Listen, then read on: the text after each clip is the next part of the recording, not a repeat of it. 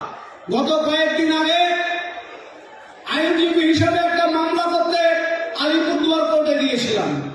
গত 7-8 বছর কোচবিহারে আদালতের সাথে যুক্ত আছি।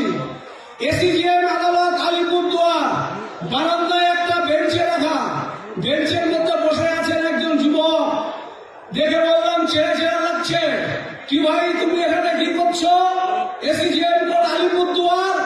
বলছে একটা পুরনো মামলা আছে, সেই মামলায় হাজিরা দিতে এসেছি। কি মামলা তোমার নামে? মারপিট, ঝগড়া, গন্ডগোল, রাজনীতি?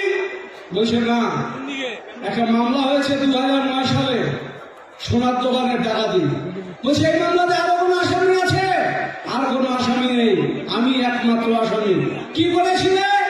বলছে রাত্রি 2:30টার সময় ভেটাগুড়ির থেকে আমি এসে আলিপুরদুয়ার সোনার দোকানে ডাকাতি করেছি, এটাই আমার বিরুদ্ধে অভিযোগ। কেন তোমার বিরুদ্ধে অভিযোগ উঠলো? আমার বিরুদ্ধে তো অভিযোগ ওঠে না।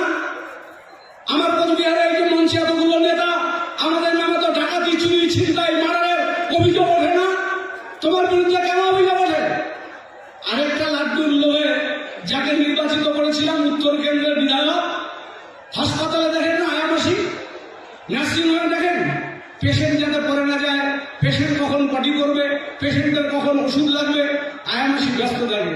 আমার কোচবিহারের জেলা বিজেপির সভাপতি এমপি সাহেবের আয়ামাসি হয়ে ঘুরে বেড়াচ্ছে। আরে এই এমএলএ কি করেছেন? তার বিরুদ্ধে অভিযোগ এফিডেভিটে স্বীকার করেননি। ইলেকশন কমিশনকে দেওয়া এফিডেভিটে স্বীকার করেননি। নির্বাচন কমিশনের আধিকারিকরা ক্যামেরা খোলা আছে।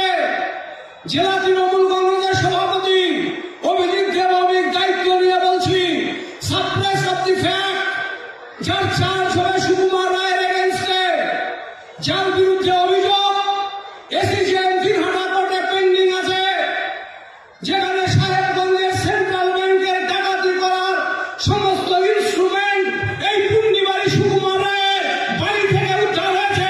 সেই ডাকাতি কেসে রাখারি হয়ে সুকুমার ঘুরে বেড়াচ্ছে, আজও সেই মামলা দিকে এক কুইন্টাল হয়নি। আশ্চর্য ব্যাপার। আমার কোচবিহারের মানুষের গর্ব হওয়া উচিত না? একটা এমপি, সে সমাজ